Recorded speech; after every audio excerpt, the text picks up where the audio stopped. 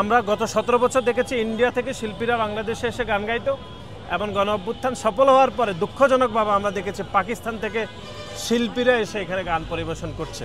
সবাইকে আমি শুভেচ্ছা জানাচ্ছি। আজকে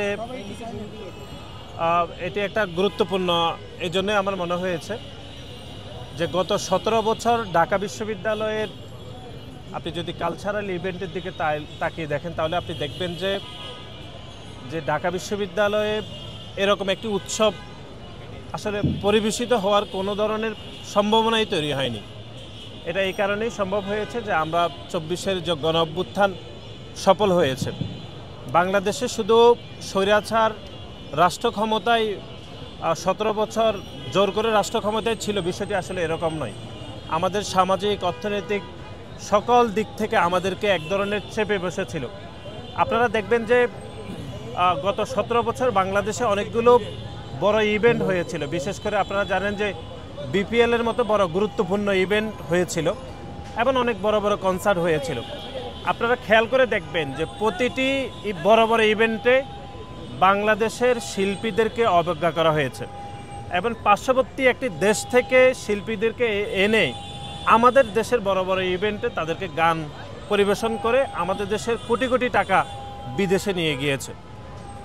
সবচেয়ে দুর্ভাগ্যজনকভাবে আরেকটি সত্য যেটি মুখোমুখি হতে হচ্ছে সেটি হচ্ছে গণ অভ্যুত্থান সফল হওয়ার পরও আমরা গত 17 বছর দেখেছি ইন্ডিয়া থেকে শিল্পীরা বাংলাদেশে এসে গান গাইতো এবং গণ অভ্যুত্থান সফল হওয়ার পরে দুঃখজনকভাবে আমরা দেখেছি পাকিস্তান থেকে শিল্পীরা এসে এখানে গান পরিবেশন করছে। সুতরাং আমরা মনে করি যে গত 17 বছর আমাদের শিল্পীদেরকে যে ব্যাপকভাবে সীমাহীনভাবে তাদেরকে অবমূল্যায়ন করা হয়েছে, দেশের প্রতি তাদের যে টান বা দেশের প্রতি তাদের যে হক সেটি আমরা জাতি হিসাবে তাদেরকে দিতে পারিনি। সুতরাং আমরা মনে করি এই ক্ষুদ্র ক্ষুদ্র আয়োজন থেকে আমাদেরকে দেশপ্রেম, দেশের সংস্কৃতির প্রতি আমাদের যে আবহমান যে দায়বদ্ধতা সেটি আমরা স্বীকার করছি এবং বাংলাদেশ জাতীয়তাবাদী ছাত্রদল এরকম একটি আয়োজন করছে। আজকে নবান্ন উৎসব অগ্রহায়ণ মাসের আজকে যদিও 6 তারিখ 5 তারিখ তারপরও আমরা মনে করি এরকম একটি আয়োজন এটি আমাদেরকে মনে করেই দিচ্ছে যে আগামীতে বাংলাদেশের সংস্কৃতি, আবহমান বাংলার যে সংস্কৃতি যেগুলো দিয়ে আমরা আসলে বড় হয়েছি সেগুলোর ধারাবাহিকতা বাংলাদেশের প্রতিটি ক্যাম্পাসে আসলে আমাদেরকে ছড়িয়ে দিতে হবে এবং যারা গত 17 বছর ধরে আমাদের সংস্কৃতিকে আমাদের যে আবহ সেটিকে যারা অবজ্ঞা করেছে, অবহেলা করেছে তাদেরও শাস্তি হওয়া উচিত বলে আমরা মনে করি। এবং আজকে একটি বিশেষ দিন, আপনারা জানেন যে আজকে আমাদের দলের ভারপ্রাপ্ত চেয়ারম্যান, আমাদের ছাত্র দলের সাংগঠনিক অভিভাবক জনাব তারেক রহমানের 61তম জন্মদিন। যদিও এই দিনের সাথে আজকের এই আয়োজনের কোনো কানেক্টিভিটি নেই, তারপরে এটা কাকতালীয়ভাবে দুইটি আজকে হয়ে গিয়েছে। আমরা শুরুতে বাংলাদেশ জাতীয়তাবাদী ছাত্রদল, কেন্দ্রীয় সংসদ এবং ছাত্রদল ঢাকা বিশ্ববিদ্যালয়ের পক্ষ থেকে আমরা আমাদের দলের ভারপ্রাপ্ত চেয়ারম্যান যিনি গণতান্ত্রিক সকল আন্দোলনে গত 17 বছর নেতৃত্ব দিয়েছেন ওনাকে আমরা জন্মদিনের শুভেচ্ছা জানাচ্ছি। এবং ছাত্রদল আজকে সারা দেশের আমরা যে জন্মদিন পালন করছি সেটি আসলে অত্যন্ত ব্যতিক্রমী একটি ধারায় আমরা জন্মদিন পালন করছি।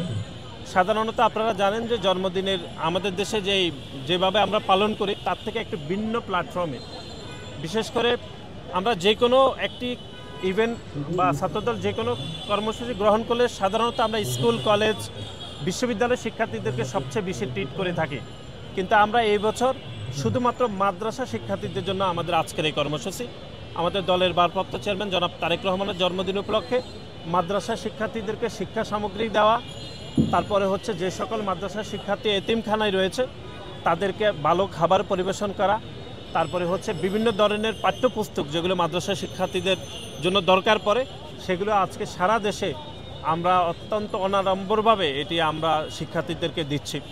সুতরাং এই দুইটি আয়োজন আজকে আমাদের সারা দেশে হচ্ছে এবং এই নবান্ন উৎসবে আপনারা যারা উপস্থিত হয়েছেন আপনাদের সকলকেও আমরা শুভেচ্ছা জানাচ্ছি। এরকম একটি আয়োজনে আপনাদের সাথে আমরা শরিক হতে পেরে আপনাদের সকলকে ধন্যবাদ।